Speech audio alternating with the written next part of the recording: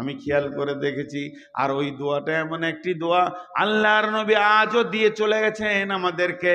আমরা যখন তাসাহুদে বসে থাকি সালাম ফেরার আগে শেষ তাসাহুদ যেটা, তখন কবর আযাব থেকে মুক্তি যায়।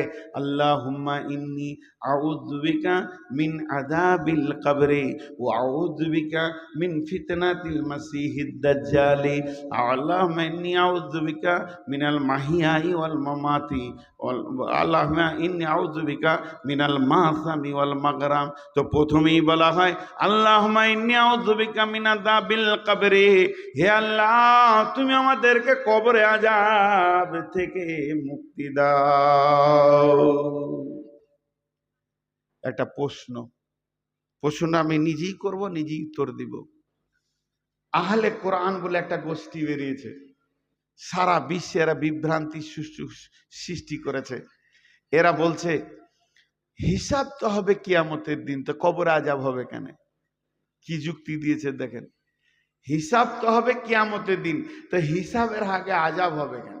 হিসাব হয়ে আমি মুজরিম এটা সাব্যস্ত হবে, প্রমাণ হবে আমি মুজরিম, আমি দোষী, আমি গুনাহগার, তারপরে আযাব চালু হবে, আর কবরে আযাব শুরু হবে, আর কিয়ামতের দিন হিসাব হবে। এটা কেমন কথা ভাইয়া? কবরের আযাব আযাব, কিয়ামতের আযাব আযাব, বেশ শাক আযাব।